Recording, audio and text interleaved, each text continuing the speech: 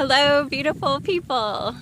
So I just wanted to do a brief video today about a very important topic for those of us who love rockhounding and exploring out in Central Oregon, and especially around this time of year. And that is on rattlesnakes.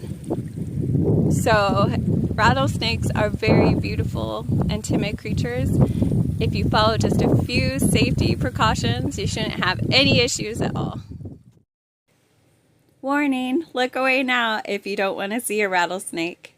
Here's a picture of a cute puppy to give you time to get away.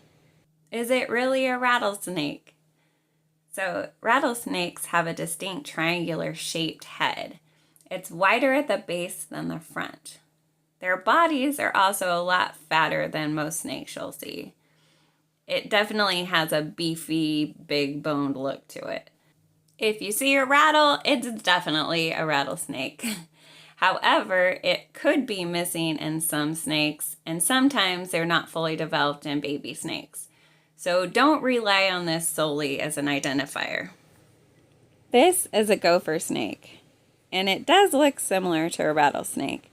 However, you'll see it has a slender body and head and a pointy tail.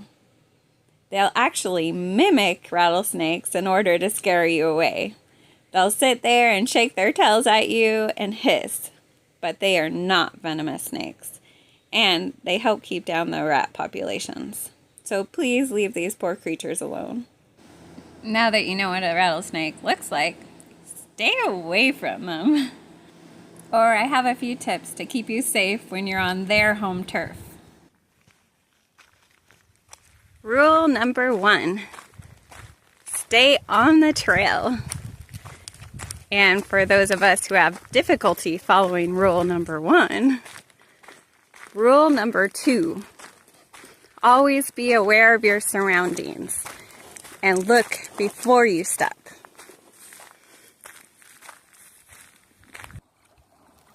Rule 3, keep pets and children on short leashes. They're a lot more curious than we are and tend to flesh out snakes pretty easily.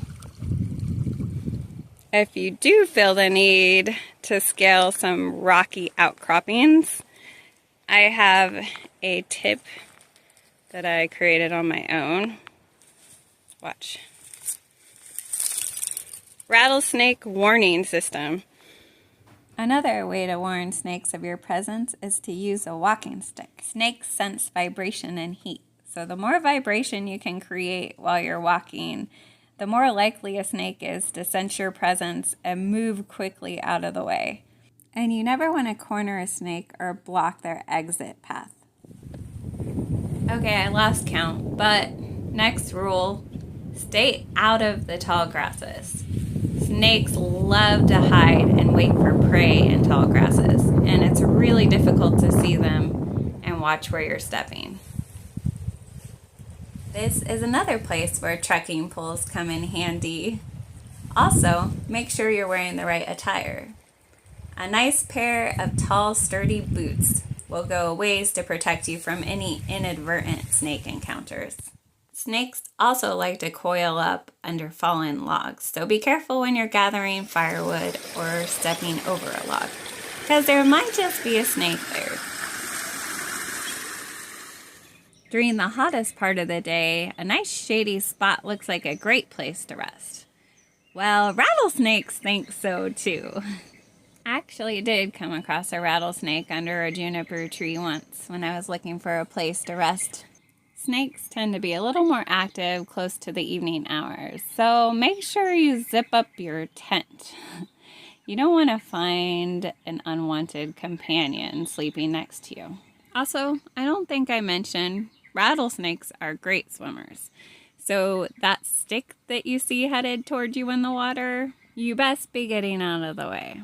Maybe you were a little too curious or careless, but you were bitten by a rattlesnake.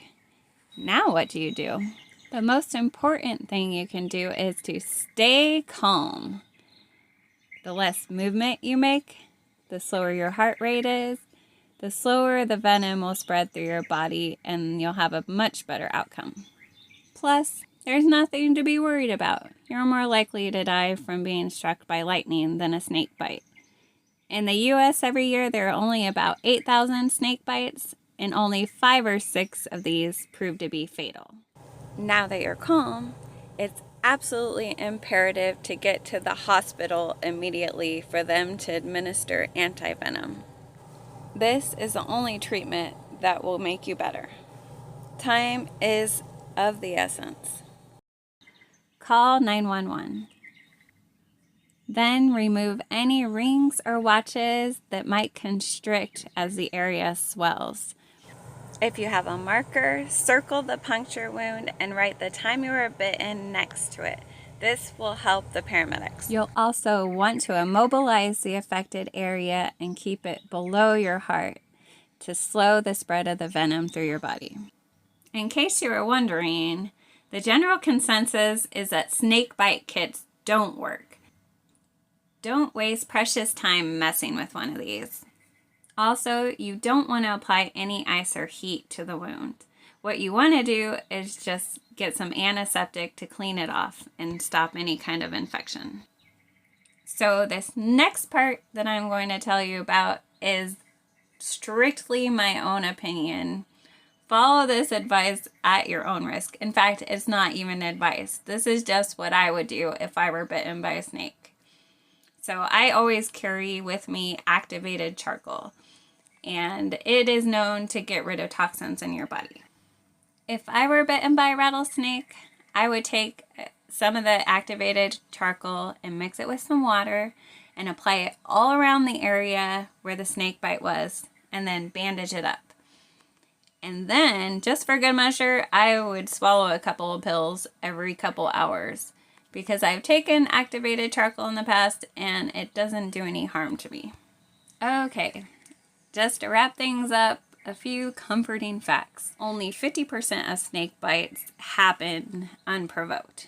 So most of the time it's people messing with snakes and trying to kill them or capture them. And in more than 20% of rattlesnake bites, there is no venom injected, because smart rattlesnakes want to save their venom for real prey. And that's all I have for you. I guess it wasn't as short as I thought it was going to be. Thank you so much for watching.